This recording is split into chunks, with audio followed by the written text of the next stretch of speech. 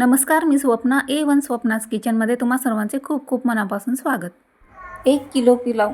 Veg pulao बनवण्यासाठी 1 kilo basmati तांदूळ स्वच्छ 3 ते 4 पाण्याने धुवून घेतला आणि 20 मिनिटं हा असाच भिजत ठेवायचा आहे. म्हणजे आपला पुलाव हा छान मोकळा तयार होईल.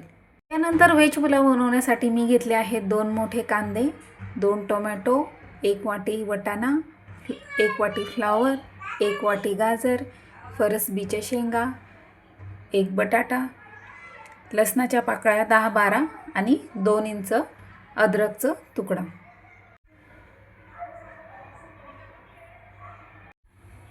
व्हेज पुलावसाठी आता मी गॅसवर ठेवले आहे एक पातेलं आणि त्यात तेल टाकून घेतले आहे. आता त्यात टाकणार आहे थोडे तूप. यानंतर यामध्ये जाणार आहे काही खडे मसाले, दालचिनी, लवंग, मिरे, 2 स्टार फूल, चक्री फूल, सर्व खडे मसाले थोडे थोडे मी यात टाकून घेतले. यानंतर यामध्ये आपण टाकूया थोडेसे काजू तेलामध्ये छान फ्राय करून घ्यायचे. आता यानंतर यामध्ये जाणार आहे व्हेजिटेबल्स. यामध्ये सर्वात आधी घालायचा आहे कांदा तेलात छान लालसर होईपर्यंत फ्राय करून घ्यायचा आहे. सर्व कांदा मी यात टाकून दिला आहे. आता मी फ्राय करून घेते.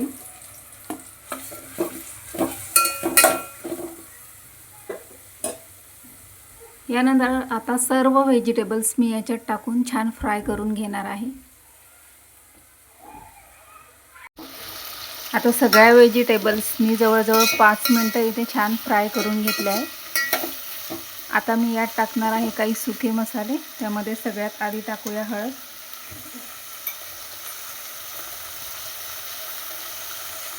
अर्धा चमचा हळद मी ते टाकली आहे. आता यामध्ये टाकायचं आहे 1 चमचा लाल मिरची,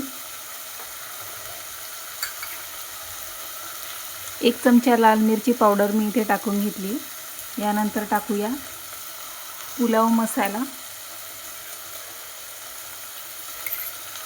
व्हेज पुलाव मसाला मी इथे 1 चमचाभर घेतला आहे, तो टाकून घेऊया. आता पुन्हा सर्व व्हेजिटेबल्स भाज्या एकत्र करून छान मिक्स करून घ्यायचे. जवळजवळ 5 मिनिटं मी या सर्व भाज्या छान तेलामध्ये परतून घेतल्या आहेत.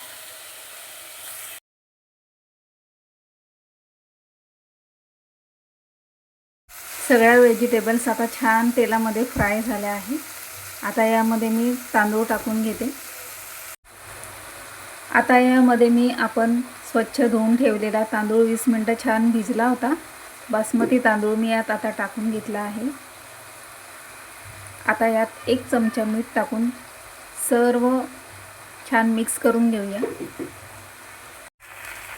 आता तांदूळ आणि सर्व भाज्या मी छान व्यवस्थित एकत्र करून घेतल्या आणि त्यात साईडला एक भांड्यामध्ये मी गरम पाणी करायला ठेवले. पुलावमध्ये आपण गरमच पाणी टाकायचं आहे, म्हणजे पुलाव छान फुलतो आणि चवही खूप सुंदर लागते. आता मी यात गरम पाणी टाकून घेते. पुलावमध्ये आता मी छान भरपूर अशी कोथिंबीर घालून घेतली आहे. सर्व खडा मसाल्यांचा खूप छान सुगंध येतोय. आता यात गरम पाणीसुद्धा मी टाकून घेतले आहे. आता याला एक 15 ते 20 मिनिटं असाच शिजू द्यायचं आहे. आता मी याच्यावर झाकण ठेवते. जवळजवळ 20 मिनिटं आता झालेले आहेत आणि आता मी याच्यावरचं झाकण काढून बघते. आता आपला पुलाव हा तयार झाला असेल आणि पुलाव आपला इथे तयार झालेला आहे. खूपच छान सुगंध येतोय पुलावचा. आता मी याला सर्व करते.